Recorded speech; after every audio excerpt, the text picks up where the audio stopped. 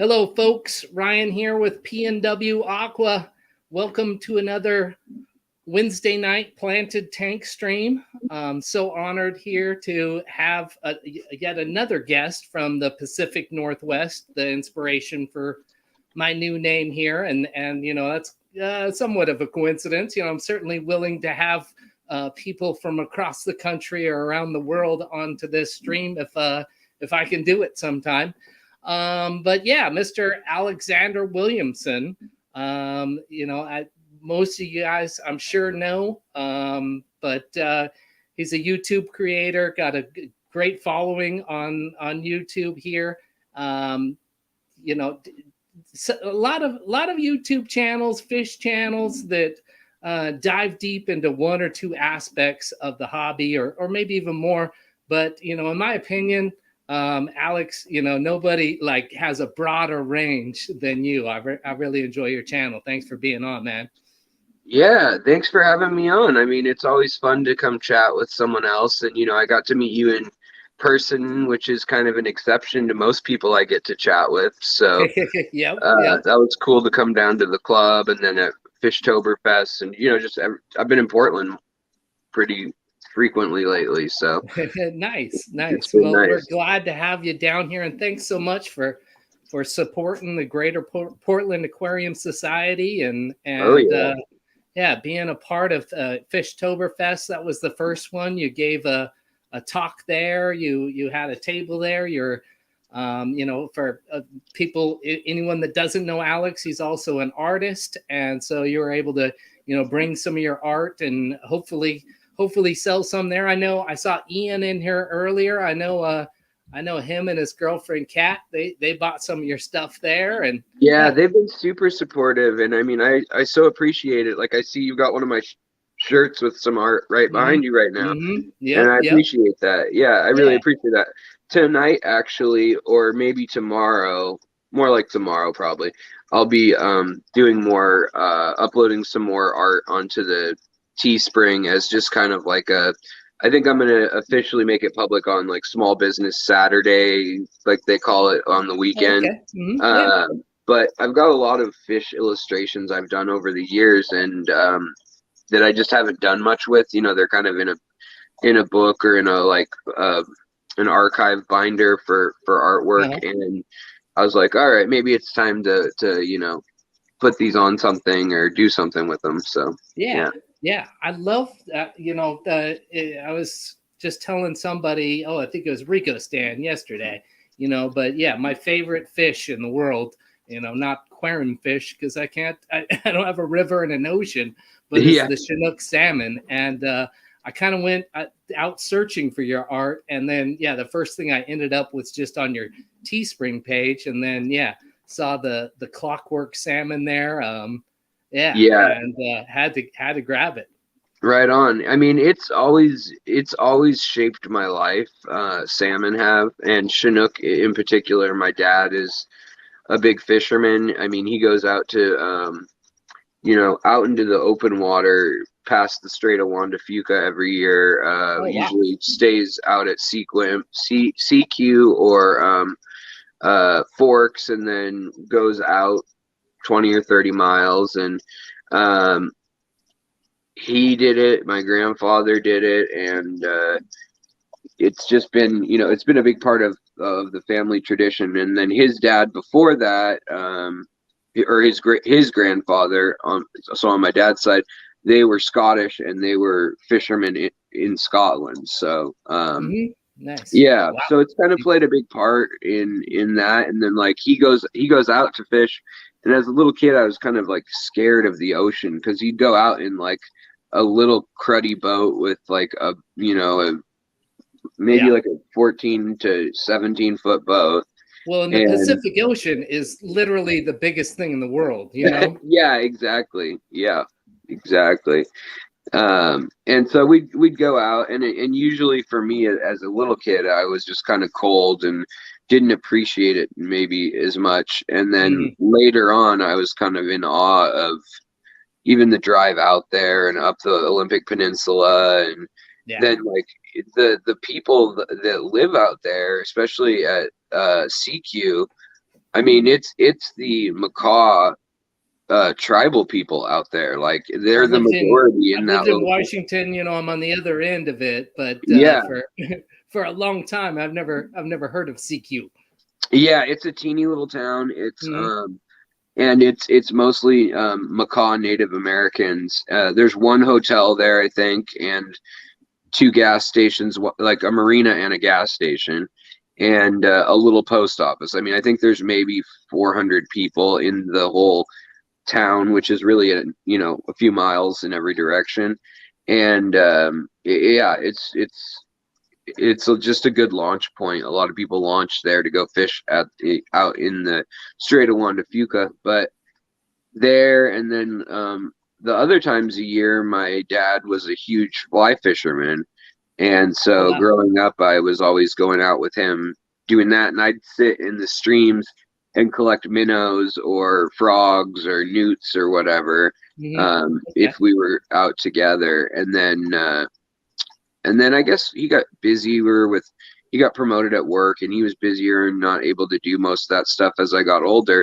But then I started getting into it like on my own with my friends and kind of found like my own groove into that side of things. And at the same time, I was keeping my, my first real tanks where I was breeding stuff too as like a teenager, like 11 to 13, kind of getting really into it.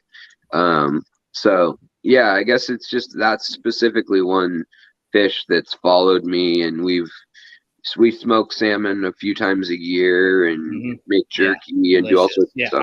I love every part of it. Yeah, the fishing, the eating, the fish itself, the story around the fish. So would your dad catch salmon out in the ocean? Yeah, like as they're entering as they're coming back from the open ocean or up towards Alaska, I would guess, he'd catch them as they're making the turn into the Strait of Juan de Fuca into the Puget Sound. And so isn't that when like they're feeding the most? They're kind of gearing up for that run up the river and so and whatnot? Yeah, it's when they're at their fattest, but they're not and most muscular, most fat, but they're not falling apart yet, if that makes sense. A lot of them start to deteriorate as they go inland. It's a rough ride, and then they go spawn out, right? Yeah, well, I mean, especially not so much with the kings, but like with the humpies and the chum salmon. I mean, they actually are rotting like zombies when they are making it to the spawning ground. Like their life cycle's over, and they literally use like the energy in their body from their living tissue to the point where like the least important sections start deteriorating. It's pretty gnarly. Yeah. I've been up in some rivers and some pools and stuff, especially with like more so with steelhead and whatnot. But and just the Washougal River near me here, just these really upper pools when you drive way up there to get there. And I don't even think they let you go hang around and swim there anymore. But back when I was a kid, they certainly did.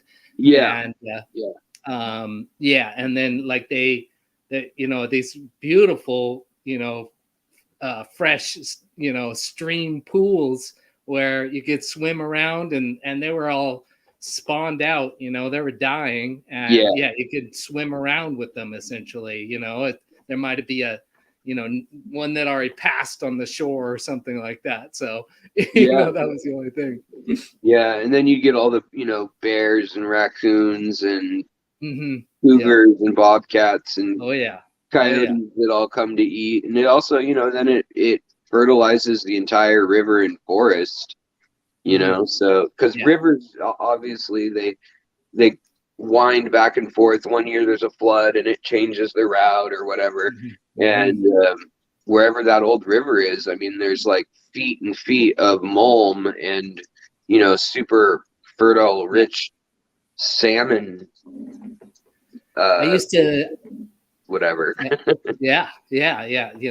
Them breaking down and all of that bacteria and stuff going everywhere. I used to whitewater raft, and that really showed me how much a river could change and stuff from one year to the next. It was really amazing. The other thing I was reading in National Geographic a while back, they were talking about that each bald eagle that fishes in the rivers, usually, like most of them do that, and when they fish for salmon, on average, they deposit 200 to 300 fish a year into the forest, just like leaving them in trees, and like, they eat the belly fat and the eyes or the organs, and then they just drop them. And so literally, if there's thousands of eagles, I mean, the forest's literally getting fertilized by just dropping, these big salmon all over the place. It's weird. It's weird up in where I went to college in Bellingham, Washington. There's a river called the Nooksack, and you go up the Nooksack River to Mount Baker. And there's the biggest bald eagle spawning ground in the lower 48. And there's something like 2,000 to 5,000 eagles show up a year in this 1 square mile stretch of the river. And there's these ancient trees that are old growth. There's some cedar and there's some fir, and there's literally eagles in every tree. There's probably 20, 30 eagles, and they pair off and everything. But it's pretty incredible to see, and to imagine that was probably every river probably had that to some extent, at one point. It's been really cool seeing eagles come back, as I was when I was a kid around here, I went fishing and hunting a lot of times and pretty much never saw an eagle. Went to the coast a bunch of times, never saw an eagle. And now, the only time I really saw an eagle was when we went up to Alaska and had a period of vacation there and stuff. But I see them regularly out at the Long Beach Peninsula and the coast here on southern Washington coast. Yeah, definitely. I mean, it's impressive how they've made a comeback. Once they once they found out that like DDT and some of the other pesticides were ruining their eggs, they were able to really rebound. But we came extremely close. I mean, at one point I think they said there were under 1,000 eagles in the country. Bald eagles, and like lower in the lower 48. But I mean, that would have been pretty sad to lose the country's bird, Yeah, for sure. Yeah, that'd be. Yeah, we can't even maintain our symbol or our mascot or whatever. Right. Yeah. Pretty embarrassing. I'm terrible about looking at the chat, and anybody who's been to the stream here before knows that. But wanted to say hello to a few people. Color Guppies, Danny Weshy, Discus Addiction, Jamie Lee, Kara C, Jess, Mains, Tails, Furs and Fins, Master Aquatics, S, Terry's Tropical Tanks. I think I saw my son in here earlier too. He's like daily dose of geography facts now. He's awesome. Really, he's getting into geography and a lot big time into flags and maps and learning as many countries as he can. He does these little quizzes and stuff. So I'm really happy that he's into that. Yeah, definitely. Yeah, that's some of my favorite stuff. Like a lot of channels that do like geography now, or political geography, social geography. Those are always my favorite classes in college. And I was like, well, I don't know what I'm going to do with the geography degree. I better become an archaeologist. That's a really useful degree. Yeah. Pretty much unless you want to teach it or have a specific spot where you want to go excavate and work with. It's more of a just like a proof that you can stick to something for 6 years or whatever, rather than a specific degree to people. Yeah, it seems like the education system's kind of turned into that a lot. But I think for you, right, you studied a lot of history, and now you're applying that to this aquarium channel and what you do on that side, on Yeah, the I mean, different I have to say that, like, the way I approach, if I do a video that's not just kind of an off the cuff opinion thing, like, oh, I bought this light and this is how I like it, but if I do something about, the first angelfish, for instance, imported into the United States, I'll research it exactly the way I would have written a term paper, and basically outline it, and then get all my sources together. And now it's digital, and when I was in college, obviously there were laptops and computers and stuff, but that wasn't you had to go to the library still, right. Like, it like wasn't the easiest. Not everybody had a laptop and stuff. Yeah, exactly. I didn't have they a were laptop. Clunkers too. You carried around this like 30-pound weight basically. Yeah, so like, I mean, I was definitely in the computer lab a lot, but I remember that's where I was first exposed to, like, the not the internet but the intranet, which is all the colleges were connected at the time. Oh yeah. And so we could, like, look at all their research papers and like data, and I mean, there were shenanigans that went on too, like sharing movies and stuff, like way early, like before Napster even, they did that. But a lot of video games and stuff too. Games, yeah. Music, but, probably maybe going around too. Yeah, exactly. Yeah. I mean, anything you can imagine 20-year-old boys wanting, it was going around. I can imagine a few things. Yeah, exactly. I mean, I think there were about 1 million different copies of the Anarchist Cookbook on there. So. Indeed. Hey, speaking of that kind of stuff and different forms of media and stuff, you had talked recently about being involved with a podcast. Did you want to talk about that a little bit? Yeah, sure.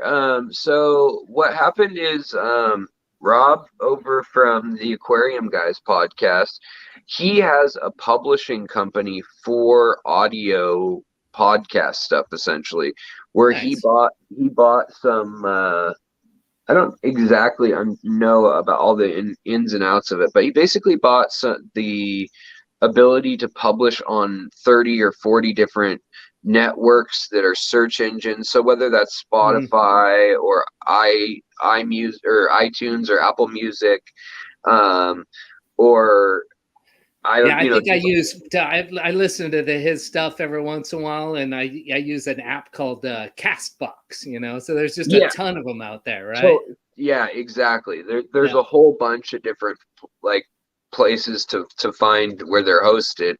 And so he basically he pays a few companies and they index it all like that for him. And then what he said was, he was like, I've been on their podcast 4 times in the last 2 years now. And so he was like, why don't we turn your episodes into a podcast? And I'd been asking people casually, so I think he'd kind of heard it through the grapevine that I wanted to do that. And I was like, yeah, I just don't know where to start. And so he's like, well, I'll just download each of the audio files from your episodes that are like this one, like you and I talking here, you know what I mean? Like that could be, there's no visual that's like critical right now that's going to pop up. And so we're taking about, I think it'll probably be about 120 in total, but right now we've got about 80 or 90 done. And he's got an editor gal in Texas. So shout out to Brittany is her name.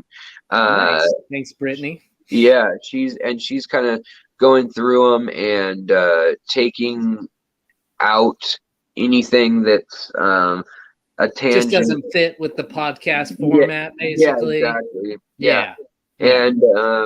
And you're like, then I'm scrolling through the comments here because you actually pay attention to the chat, unlike me. And you know, well, yeah, some of that exactly is like, hold on, guys, let me. Oh, yeah, and then I'll say something that's like about I don't know, water changes, and like the topic was something completely yeah, get different, a like little sidetracked on something. biology of fish or something, biology of catfish or something. Yeah. So we're kind of doing that, and I mean, she's just like a diehard fan, but he pays her kind of monthly, and he just didn't have any content for a while because he just had a baby. And so he kind of took some time off, and he was like, hey, why don't I just tell her to work on your stuff as like a thank you for you coming on the podcast? And then in the future, Awesome. Very any cool. sponsors you get, like, I'll line them up, but maybe you can give me a percentage kickback or whatever. But I mean, you just basically did it to be nice, and to keep it itself going, like hosting wise and stuff. But so I mean, I was really I mean, that was humbled by his offer and kindness to do that. So yeah, and that sounds exciting to me because I mean, there's all these people to watch on YouTube, and I wish I could watch everybody's all of their content, a bunch of people, maybe not everyone's, but I mean, there's a bunch of, even though, I'm a fan of yours and I'm a member over there and stuff, there's a bunch of your stuff that I haven't seen or anything. And I drive around a lot for work. And so, that I'm looking forward to that kind of stuff. That sounds really cool, man. Right on. Yeah. I'm hoping that we have it up by the end of the year or by the beginning of the year. Because there's a few things where like they want you to place ad rolls usually on a lot of the sites, and then basically that ad roll money at the beginning or whatever, or I'll read off an ad. So we're gonna have to do some like sitting in an audio booth doing some ad, just like this brought to you by Joe's Shrimp Shack or whatever, right, yeah. So whatever it may be, I'm not too worried. He's already lined up funding enough for it to be hosted, and that was my only concern. Like, I'm not worried about getting more sponsors to make money off the podcast at this point whatsoever. I just, like you said, like I listen to podcasts frequently, and in the car or doing water changes or whatever, it'd be nice to know, like, oh, this is audio friendly rather than one I need to sit and watch. So there's that, and then those are the existing ones, and there's actually around 100 to 150 episodes that fit that criteria out of the almost 800 videos I've made in 5.5 years. This is a ton of stuff. And so, if I have another way to consume it, and I'm sure there's lots of people out there that feel the same way, and then you're going to reach a whole bunch of people that aren't a part of YouTube, Yeah, well, and the other thing is that's kind of cool is that I've been working the same amount effort-wise on putting the information in my streams and videos. I've always done the same amount of research with the topics. However, the production value or the camera or whatever, if I have a microphone or whatnot, all that stuff has kind of changed. And to some people, it actually just turns them off if you don't have it shiny 4K, lots of things edited into visuals. And my channel's never really been big on that, and I've always kind of operated on the assumption that people who want that won't really want my long format, a little bit long-winded, rabbit trailing style as much. And so you're throwing little jokes in the middle there and stuff like that off of people's comments and all sorts of stuff. And because I mean, I try to just make it what it would be if I was in a room with friends and hanging out, and like we had to get a certain amount of information covered. You know what I mean? Like whatever makes it fun is kind of how I hope it comes across, anyways. And I really do feel like, whether it's in the comments or in the chat or when I meet people later, but like I really do feel the people as each individual person, you know, like that there's this group of people that we're all hanging out on a night together. And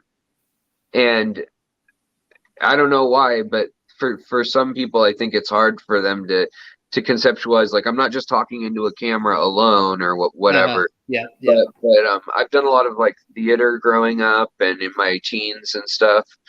And so to me, I feel like all sorts of different public speaking or media, I've done different forms of, and I just, in my head, it's already there that, like, when you love a musician or an artist, like, even though they recorded something and they may be dead and they have no idea who you are, it can speak to you. So when someone's literally speaking to you, like, hey, what are you saying right now about that comment?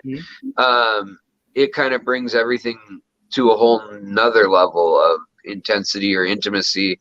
That's pretty cool aspect of what we get to do here. So yeah, you're spitting a lot of information, so it's nice that you put it in a format like that where people are receptive to taking it in, I think, you know. Yeah, well, thanks. The other thing is we're gonna try to do, we've got a couple ideas. One we want to do is quick animal like spotlights, so like whether it's plant or fish or inverts, we want to do like a 5-minute episode that covers the sheer basics, and maybe do that for the top 100 or so selling freshwater animals.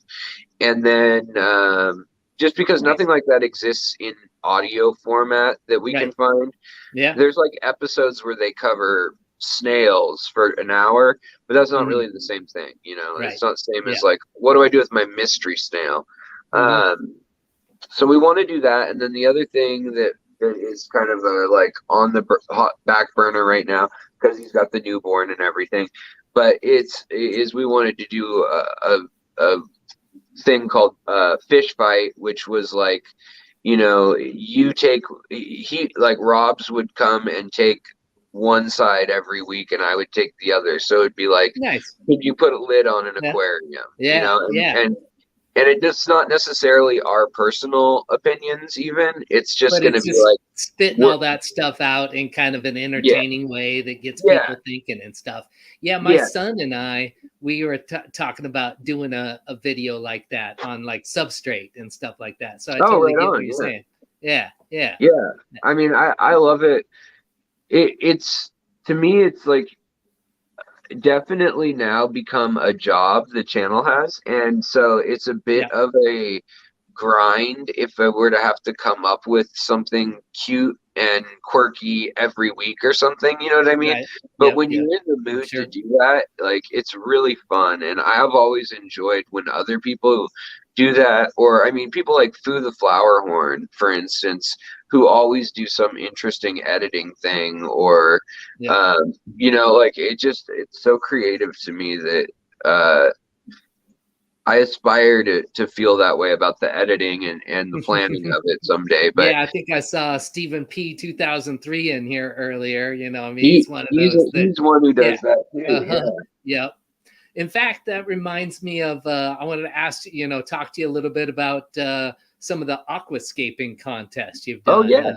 You know, both him and I had entered that, and we both made little videos and stuff. And then, you know, I mean, I kind of do my thing, what I'm comfortable with on YouTube, but, you know, I look at his thing and it's just all perfectly edited. And man, it was, I was trying to get mine down to like 3 minutes for you, and I gave up at like 3:22, and you know, fun. Yeah. But I mean, the aquascaping contest was a lot of fun, and this is the first one I've participated in, but you've done several of these, correct? Yeah, we've done, so Alan and I together, that was our third one, and then it was my fourth one, where the first one was really, there was a national aquascaping thing going on, and you could enter for well, I guess it wasn't national, it was international, it was ADA, and I just said, like, I'm gonna do it for fun. And so I built a tank and then kind of chronicled it.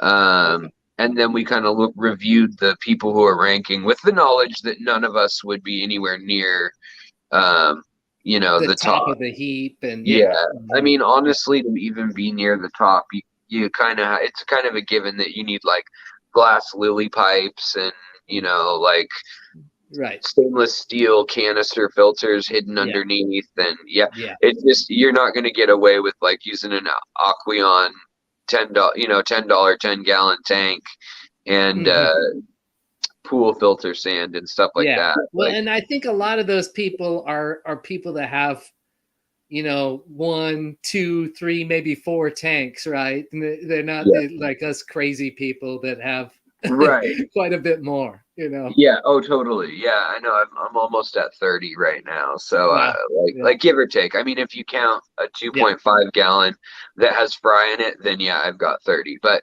if you count like tanks that are up and running with plants and fish that stay in the tank, I've got about 25, 26. I've always got those caveats too. Like, well, I have this quarantine tank right now that doesn't have anything in it. So it's an aquarium, but I've got a Rubbermaid tote. All of those things. Nice. I've got this fun tank that's right here right now. And it's the one I built that's a CPD colony breeding tank. But there were so many little fry in it, and then I had my gourami spawned, 2 different Corridoras spawned, and my half beaks all spawned. Wow! And I thought all those things would be okay in their tanks, and that some would die, but they'd be okay. And it soon became apparent that like none of those fish were going to be chill with their babies. So I threw them in there with the CPDs, and then the CPDs started eating them. So I was like, all right, this is just going to be the fry tank now. And so when I took them out, then the CPDs had laid eggs in there too. So I've got like 6 species of itsy bitsy teeny little fry in there. Like the Corridoras look like monsters compared to the others because they have big, quick growing fit fry. But so now I'm using that as kind of the nano. It's a grow out tank, I guess, right? Yeah, it's a grow out tank for fish that grow from this big to this big. So, nice. Like it gets paramecium 3 or 4 times a day. So, cool. Yeah, it looked like maybe you got some of that from Roland. Yeah, that's exactly where I got it from. Yeah. Nice. I looked at it underneath the microscope. Like I filmed an episode, I haven't uploaded it yet because I was like, is this interesting? I can't tell. You know what I mean? Like to other people. Like to me it is. But no, he showed me some of the same stuff over there before. And I think it's very interesting. So I mean it's just kind of impressive that he's got this thing for 30 years. He's had the same family of paramecium in his jars, essentially the same culture or something. And there's no other creatures in there. Like when I looked under the microscope, there's no other weird little amoebas or anything in there. So I'm like, man, that's impressive that he manages to keep it so sterile or uniform. My cultures tend to have a few other little critters and stuff in there that just get in there over time, Sure. Indeed. He's an impressive guy, an interesting fellow for sure. Speaking of interesting fellas, I wanted to bring up I hope I pronounce his name right, Ivan McCauley.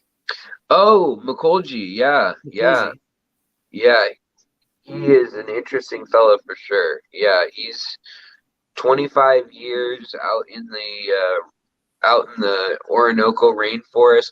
He's actually Czech, originally from what's today the Czech Republic, but really? What used to be Czechoslovakia, Croatia, like that border area.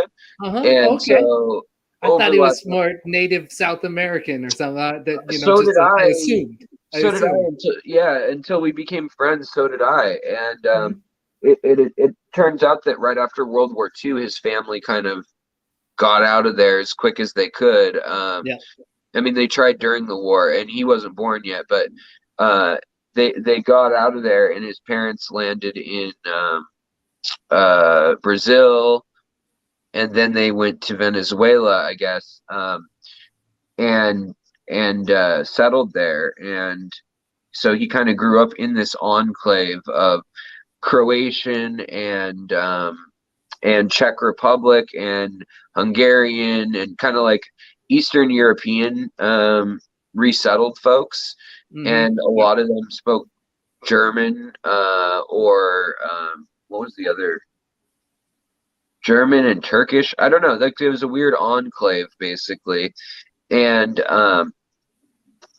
but then he's also just as much Venezuelan. He grew up totally a kid in Venezuela, but it was much more so a middle class world country, like world power.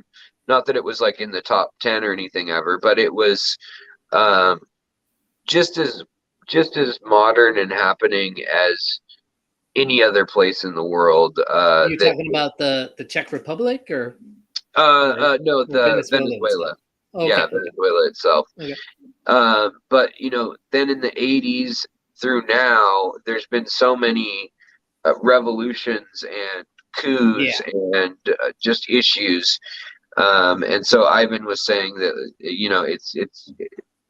it's been rough on life, and so he's kind of turned away from the people part of the country and just gone deep into the forests, and really fallen in love with what is the natural beauty down there. But he spends like a month to like anywhere from 20 to 60 days usually out at a time, in the forest a lot of times.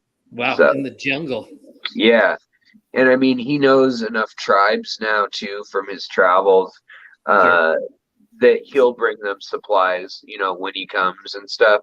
And when he leaves 1 year, he'll be like, "I'll be back in a year. What do you guys want when I come back?" It's like, "Oh, we want axe handles or the metal hammer heads and sledgehammer heads and things."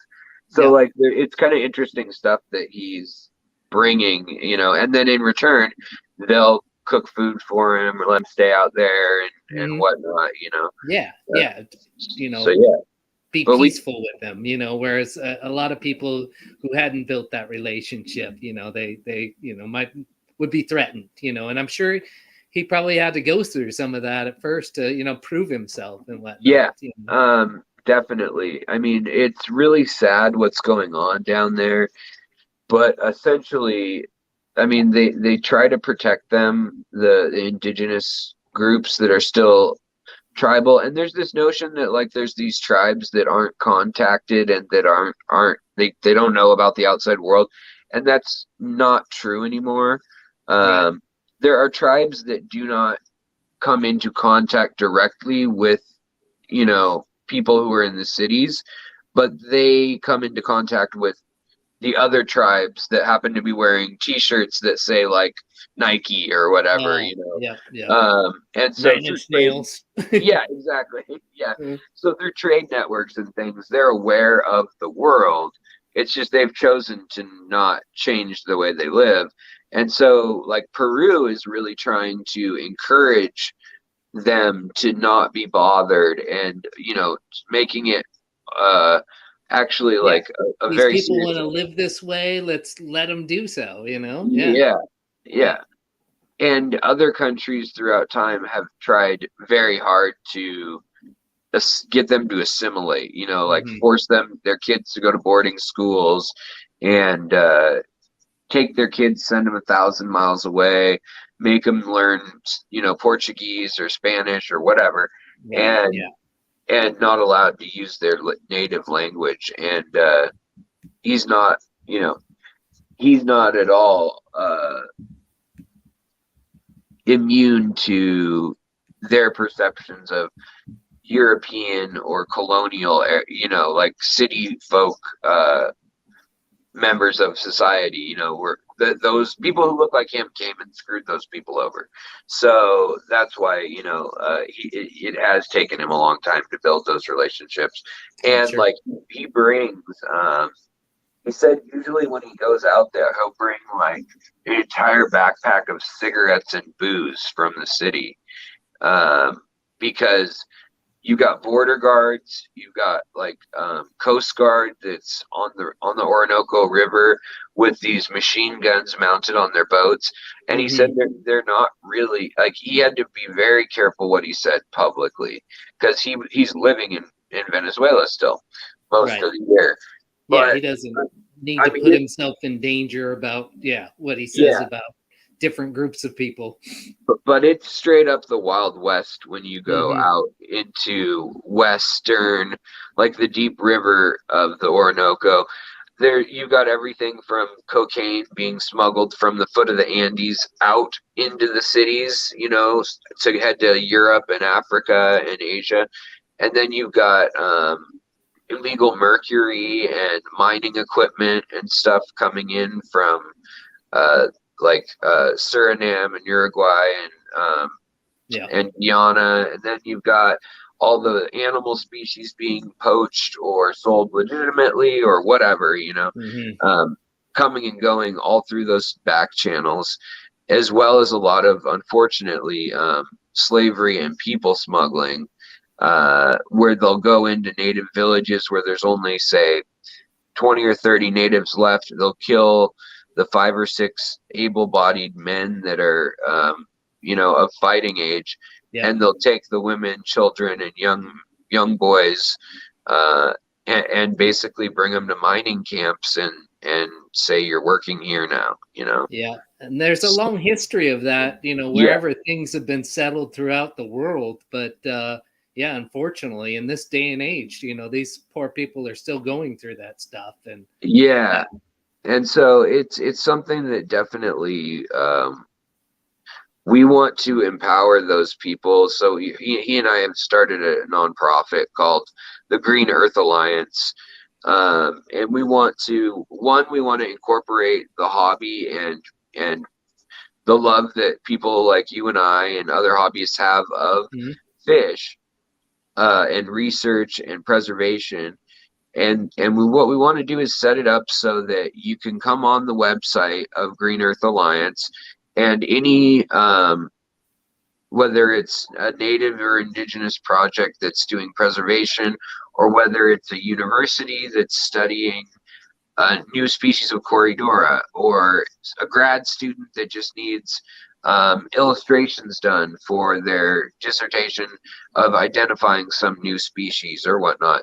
We're trying to find all the cheapest or easiest ways to make progress and like attack the problem at these roadblocks that are small to the outside Western world. Like, I mean, he said that so frequently the problem is like they don't have kerosene so that they can sketch and write up their lab reports at night, you know? And so $50 US would buy them their 2 weeks or whatever worth of kerosene to finish up what they're working on. And he said it's just little tedious things like that in his country and in a lot of South America, but obviously the rest of the world, where it's like all you would need to do is ask funding wise for $200 and you could have that covered, you know, or whatnot. So we're trying to find these low barrier issues, and we want to connect people like a crowdfunding site where you can give a small amount and then get updates on what's going on, you know. And it may be something too where we'll do rewards in the sense of like, oh, maybe they'll name the fish after you, or we'll do a drawing of who gets to be named after. If you give $50, you get entered into a drawing to have your name submitted, you know. So people like to support what they're passionate about, and you know, like a lot of things you've discussed, it's this kind of, to me, it's this you scratch my back, I'll scratch yours relationship, you know, like with you and Rob's, and you know, with I guess in this case us and the people that are there and have access to that sort of thing. Because I mean, Venezuela is it's not a country that's like easy for an American to go to, period, and let alone go out into these areas and collect fishes or stuff like that, you know. I mean, yeah, Ivan wants me to come down, and to get down there, it's just a ridiculous series of things I would have to do, and the first among them would be fly into Colombia and then take a car ride or a bush plane ride to the city nearest, like the hub city nearest the Venezuelan river border. And then it would be another 2-day journey on boat to this spot where there's a city on either side of the river that has a consulate. And you can go in, and supposedly you have to prove a lot of things, but he's like, you can bring all the paperwork. You're gonna start asking a lot of questions about why you're there, right? Yeah. He's like, you can do that, or you can bring about $200 and just go to see the territorial governor office, and give a little tip, maybe. Yeah. And so there's all that, and then and that's just getting into the country, you know. You can get in other ways, but like for where we'd want to be exploring, that's the way we do it. And he's like, oh yeah, and then I'll meet you, you know, as soon as you get in, and I'll introduce you to who you need to know. But with me, I've got a couple health issues, and I've got to take like medication for my lupus and things, and I'm just kind of like, do I really need to be in the backwoods jungle with like armed guards yelling at me, possibly like taking all your gear and throwing it on the floor every few miles when you hit a checkpoint, you know? And your wife's probably looking up like how many lightning strikes go on down there. That's the other thing is Venezuela is home to debatably the biggest lightning strike, the Orinoco Delta, at where it meets the ocean. Really? Is the most. It's 312 days or something like that with lightning a year. Yeah. Well, I guess just the geography and it being there, you know, that the tropics, you know, edge of the tropics there and stuff, that makes some sense, you know, on the oceans. Yeah. And there's a thing called the Guianan Shield, which is like a mountain range right on the coast kind of, and then it goes inland of South America there, kind of the top part of it, top eastern part. And it makes it so that all this, wet tropical air hits the mountains and has to uplift. And that uplift that happens causes the lightning. But they actually think that the lightning is so strong and powerful there, like when they measure it with electromagnetic spectrum stuff there, and there's a spot in Rwanda or in the Congo, and I want to say like Rwanda or somewhere on a border region there.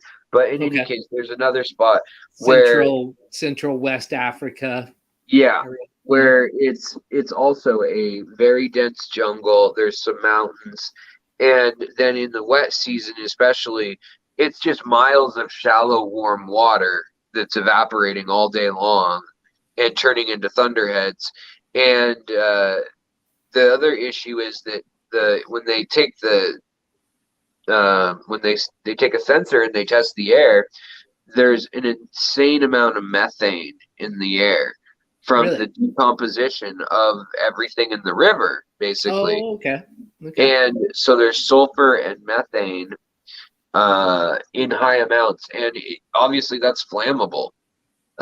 So when the lightning strikes it, they think that it actually makes it more vicious, right? Yeah, exactly. Yeah.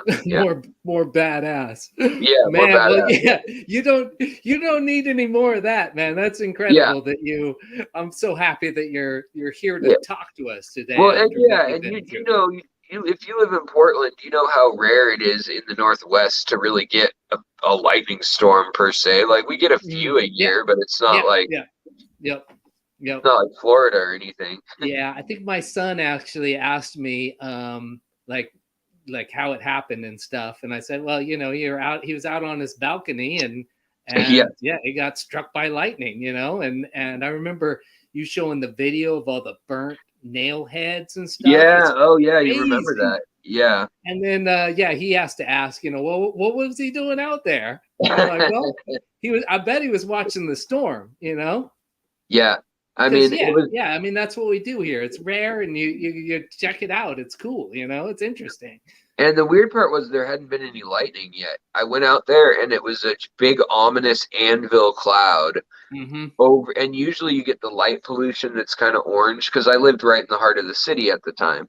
Yeah. And that orange light pollution was blocked out by this just jet black mushroom or anvil shaped monster cloud. And I was like, whoa, it looks like Independence Day or something, or like, you know, that's definitely Mordor down that way or whatever.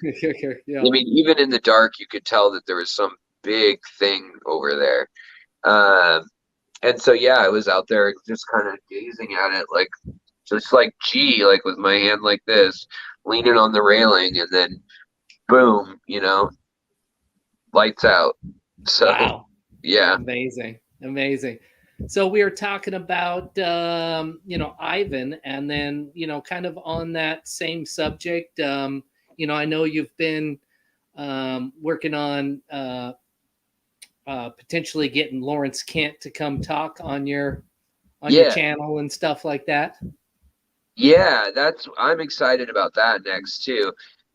You know, I've wanted him to talk a while, and he's kind of got a set series. Like, he just spoke on, I think, Aquarium Co-ops, like their kind of like online series. They wanted him to speak, and he told them no a few times. I mean, he and I are friends to the point, like, where we go collect fish together. Maybe like for the last 6 months, we've probably gone out 7 or 8 times, maybe total, or gotten together that many times. So he's someone I definitely like really respect and appreciate. His knowledge is just crazy. Indeed. But he didn't want to do online. He had an aversion to that, because he's like, I really like it when people come and get together in person and go to fish clubs and like build that sense of community, and it's like an event when you come to speak.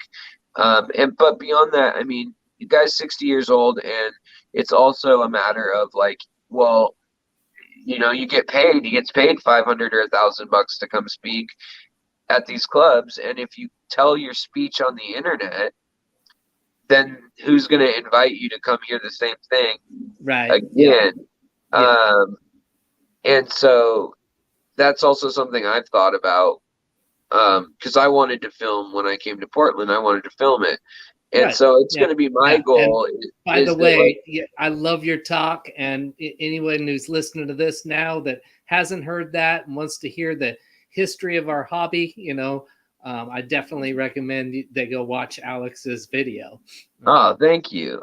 Yeah, you know, and the one at Fishtoberfest is about 30% different than the one that I gave at there. You know, I was wondering about that, because I was all involved with my table and selling plants, and totally Lawrence's talk was the only one that I got to see, you know, kind of at the end of the day. That was kind of my one regret of Fishtoberfest, that I couldn't be in multiple places at one time, you know. Yeah, isn't that a pity? You can't cut yourself in half or thirds and go run around different places.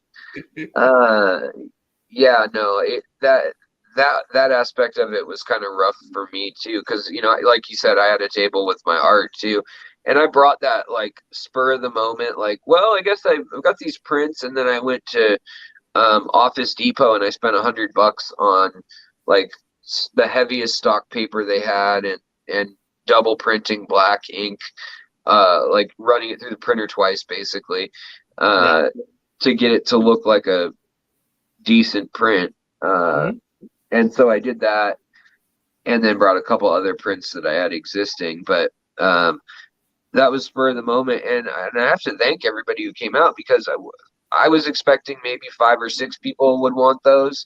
And my coloring books, I brought, I think, 8 of each because it's what fit in a backpack or whatever.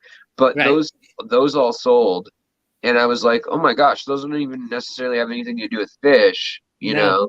But man, that like fungus one that you had and stuff, yeah. I kind of wish I had gotten a copy. Like it would have been a great Christmas present for my wife. And now, you know, I don't know what the hell to get her. I can still send you one, man. Yeah. Okay. Yeah, I've still got about somewhere around 60 of each book, 50 of each book. I started with 2,000 of that book a few years ago, and then, well, I guess it was like 5 years ago now, 6 years ago now.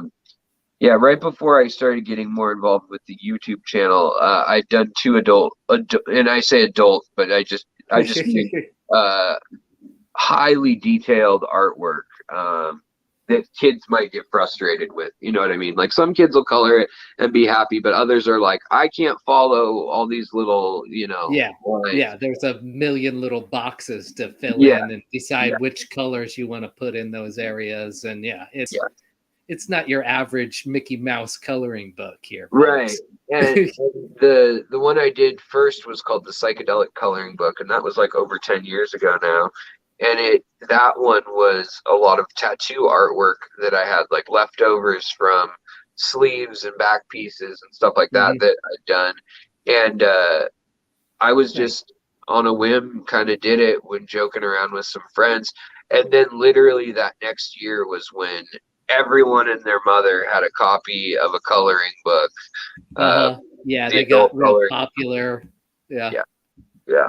So that was both lucky and unlucky in that I cashed in on it and was able to make another book with the money, but I also it kind of peaked right early because it, you know, otherwise it might have been a nice slow burn and I could have done a whole series, but it got to the point where everything was being printed in China and for a fraction of the price that you know, and I was printing everything locally and sustainably, independently owned businesses, and doing it that way is like 4 times more money. So you know. And when the supply is so huge at that point because it's gotten so popular, exactly, it's a tough pill for some consumers to swallow.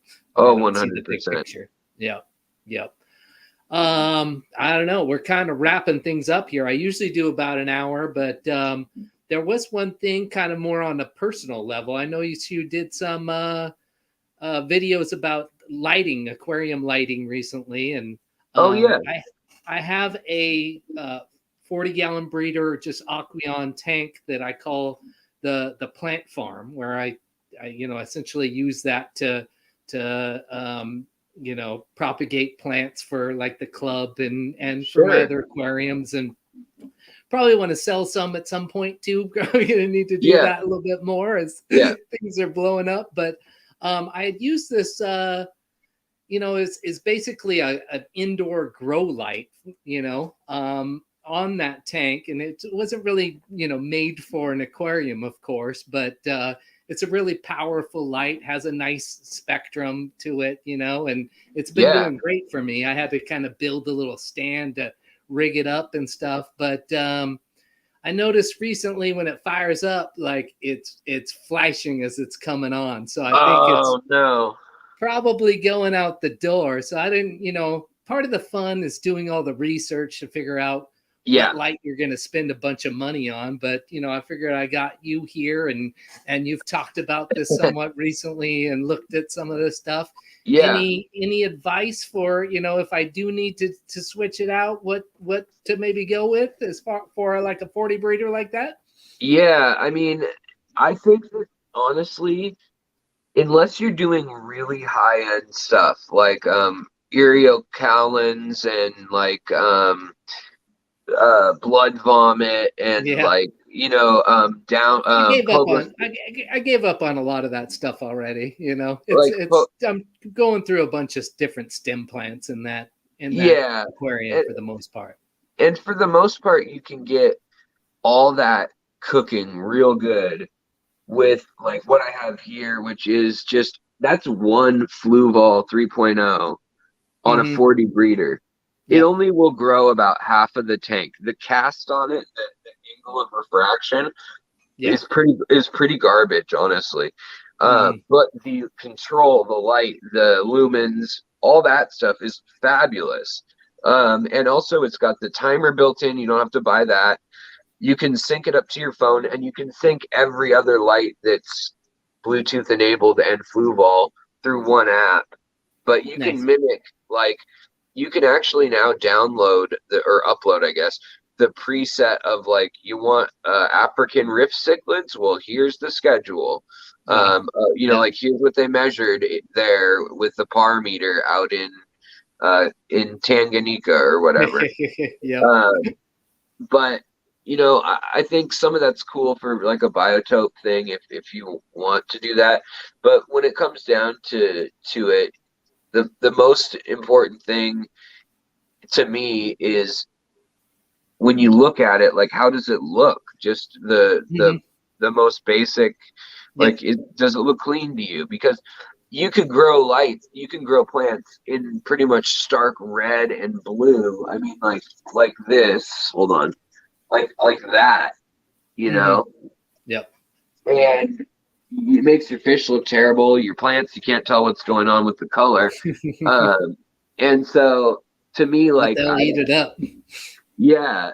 But if you're trying to make money alone, then there's other things you can consider, like a light that's stark like that, or adding an extra UV light or whatever. But to me, everything that I conceivably grow that other hobbyists are going to purchase, with the exception of some of those real delicate plants that need just crazy amounts of CO2. I really like 2 Fluval 3.0s. Now that's pretty expensive. I mean, that comes together at like $400. That's why I was kind of like, I hope this thing doesn't go, but it looks like it probably is, And that's the other thing is the Fluvals. I've dropped them in the tank, like straight up, completely submerged them. Several times. In the case of one, like, I had this one on a tank where the rim was real prone, like it didn't have an edge to grab onto the way the light sat on it well. And so it would fall inward easily, or way more easy than falling off the other side. And that side had dropped in the tank probably 6 times in 2 years. Wow. And I've had that light since those came out. So I don't know. I can't remember if that's 3 years ago now. Yeah, or a couple of years ago for sure. Yeah. So I've had it since they were available to me locally, which whenever that was, within the first month I bought one, and it's still running like a charm. Whereas like Twin Stars and some of the even more expensive lights, I like the color more, and they can maybe grow a carpet a little bit better if you're using CO2 and stuff, but they just don't. The power supply goes out early and it starts blinking and being annoying. It's usually the power supply rather than the actual light. But sometimes it's just the humidity corrodes the light. And what I've found is that the Fluvals have really been like torture tested.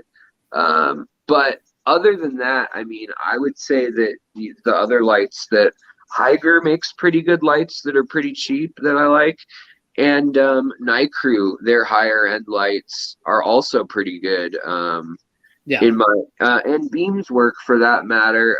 Their highest end light, I like that one too, just fine for medium plants. But for true, like, you want the red hues in like Bacopas, or in Kabambas, you want that dark purple and like rainbow color on the Furcata Kabambas or things like that. That's where you want a light that can truly get into the highlight. And that I'd say that the Fluval 3.0s are right on that entry to true highlight.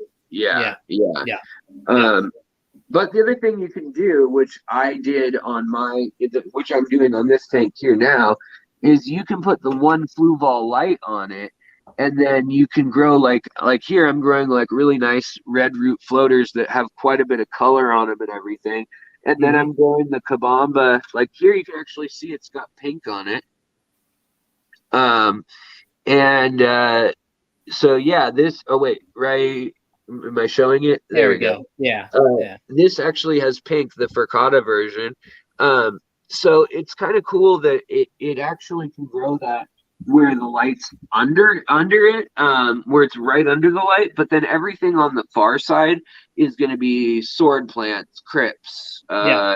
And so that's another way to do it. Like if it's a farm. Well, and that's kind of what I did this time with that, because that, like you said, this light doesn't have a big spread, and usually it's kind of front to back that the spread isn't good. But since this light's made for, indoor growing, it's more like just in the middle, And so I've put some other things off to the side, but I don't know. I was kind of thinking, since I almost have it in there already, to transform that to like a Dutch aquascape, because right now it's just rows of plants and it's not real pretty. It's utilitarian, I mean, like in this tank too, this is another Fluval 3.0, and it's hanging pretty much straight middle.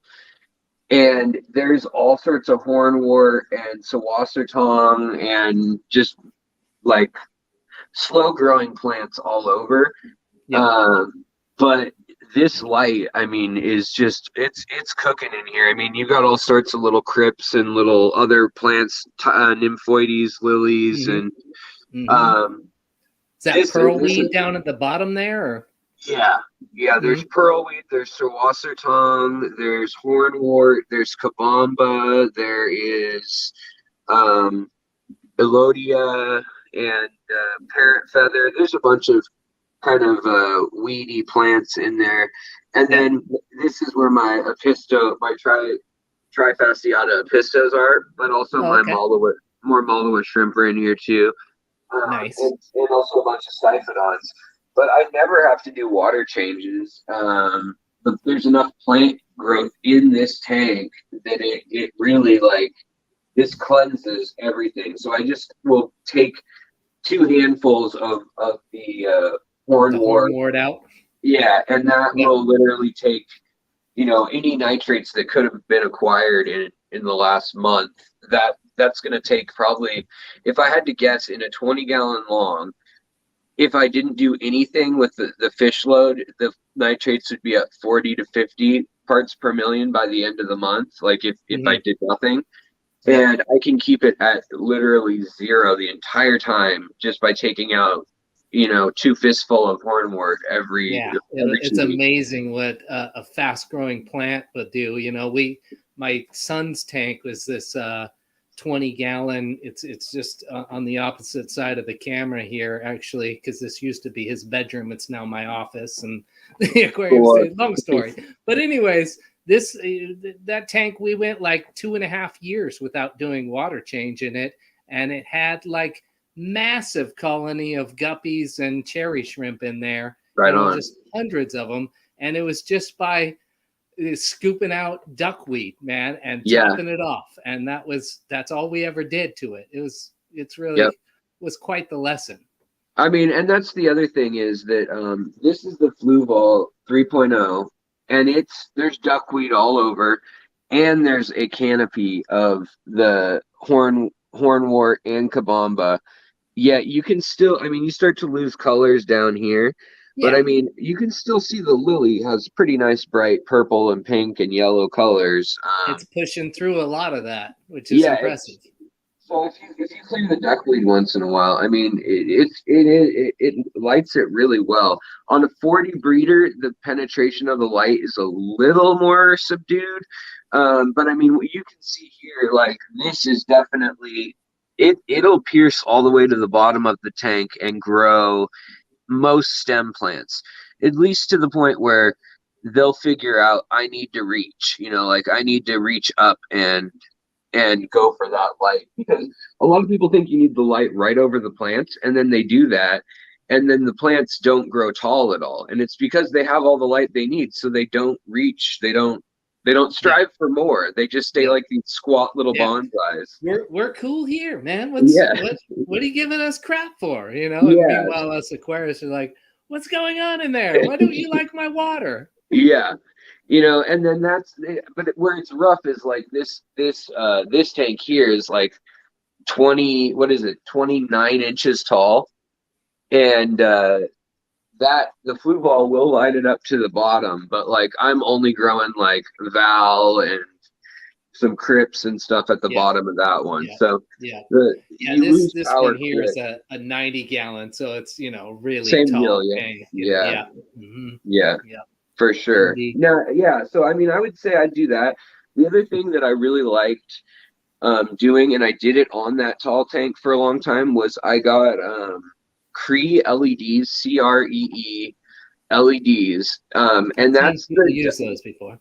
Yeah, that's the diode, and like, to be frank, if we have just a sec, the diodes are only produced by maybe 15 companies in all of the world for the most part. Like when it comes to grow light, aquarium light, gardening lighting, that kind of stuff.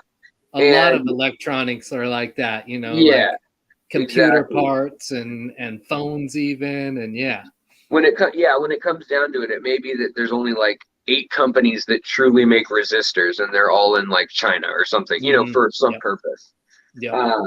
So with the lights though, there's really not that many, and when you come down to the ones that make like quality ones, there's even less. There's like 3 maybe.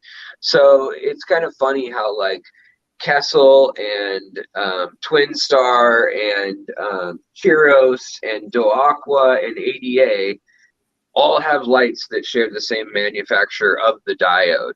But what changes is the lens, the microchip tuning of how much blue or what, so there's these variations, but for the how well they manufacture the case that it's in, so you can drop your 3.0 in the water, So I mean, there's definitely things to be said for like, I literally went to Home Depot, looked for Cree LEDs, looked for something with like 6,000 lumens, which is more than the flue balls have. They've got, if you buy a 36-inch or a 48-inch, it's like 3,800 and 4,600 lumens, I think, for each model respectively. Well, I was pumping 6,000 with each floodlight, and they were $29.99 for 2. And if you just needed light on your tank, those things just, I mean, they would actually burn the duckweed to yellow, which was great. I'm not beyond building like like a pendant, a hanging light from the ceiling in that area, or even just a rack that goes over the aquarium to keep it. Obviously it's not going to be sealed and safe and everything. So it might be something to think about. The other thing that I would say about anything like a Twin Star or an ADA light is that the spread is so good on those that some people don't like it, because when you're sitting eye level with the tank, you actually see some of the light coming out. And if you're sitting on like a couch or in a chair and it's on a shelf, forget it. Like, you're blinded. Okay, because that's pretty much the situation. It's up on this like huge mantle in our living room where we, the TV's where you're at, and then up here is the aquarium. And that's where like the flue balls, like some people complain that the cast isn't very good, that it's only 2 inches beyond the light at 6 inches, but at the same time, I mean, that's going to be at the end, that's half your 40 breeder getting coverage, like decent coverage. But it's also enough that if you set that dead smack in the middle, it shouldn't cast over into your living room, So that is something, that would be something to consider, for sure. And I think they're worth the money now for now. I mean, that's the best one I've seen. But like I said, if you're willing to like never get it wet, then there's like floodlights and there's cheaper lights that you can do, or if you don't care if it has a Bluetooth or if it's easy to operate or if it has a timer built in, like all those factors added in, Well, that light I have plugged into just like a Bluetooth outlet thing, you know, so I can turn it off right now, you know, with my phone. And so if you've already got that, then it's no problem. I mean, the thing I like is that I can kind of tune it the way I want it to. It's nice to be able to dial it in, even on these like cheap, you know, cheaper aquarium lights and stuff, you know, I turn this light way down for the stream, because otherwise it's just, like you said, it just bleeds into the whole thing, you know? Yeah, I mean, that's the 3.0 at half power, because this is shallow water. But I mean, it still is illuminating all these fish.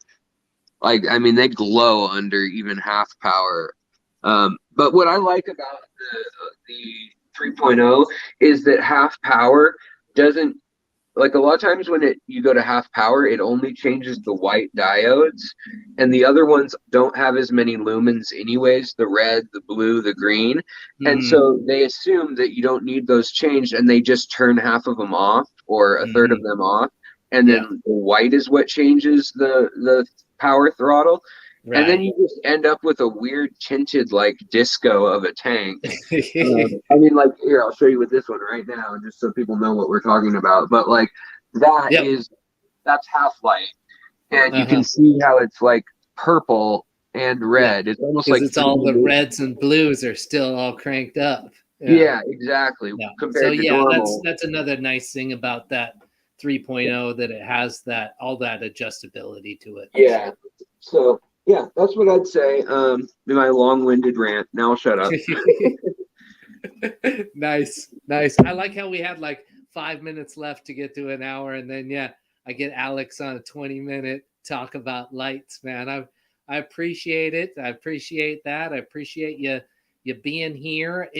I'm kind of wrapping things up. Anything you want to talk about elsewise? I don't have to run out or anything. I just no be an hour, and they can come to my channel and listen to me ramble on for years if that's what they want to do. And I don't mean to take any more of your time. And so I just appreciate you having me on and chatting with me. I always have fun talking with folks who I haven't talked with on the live stream kind of format before. So I just really appreciate it, and I really appreciate the support you've shown to my channel. I mean, I keep track. I'm not like I'm keeping score, but like, it means a lot to me. And like, I'm a pretty with some of my health issues and also just anxiety and kind of PTSD and stuff that I've been dealing with. I'm a pretty introverted or at home person, and the fish family is my friends, like you guys are my real friends there, and your connection to a community. Yeah. So I mean, like, it really does mean a lot to like have people to care for and who care about me, and so it's fun to nerd out over things, but it's also just nice to not feel as alone, especially when we were going through the last year and a half, like it was kind of a crazy time to know what was going on. So so I really just appreciate it, and thanks for letting me come onto your platform and share a little limelight with you. Well, it's awesome having you here. Thank you, and thank you to all the people who watched this. Once again, sorry I totally ignore the chat, and I get my guests to do the same every week, but that's what it is. And I hope you guys had fun there and enjoyed the talk. And anyone who's watching the replay, thank you for you too. And of course, all the mods too, since I ignored the chat, I guess that's probably pretty important. So, well, if anybody has any comments too, I'll stop back by. And if anybody has comments for me or you, I mean, obviously you'll get the alerts, but if they need to know something, they can drop a comment on this after the fact, and I'll come through and answer. Yeah, great idea. Appreciate that. And feel free to put in your 2 cents about whatever we discussed or more. Yeah. All right. Thank you so much, man. Yeah. Thank you.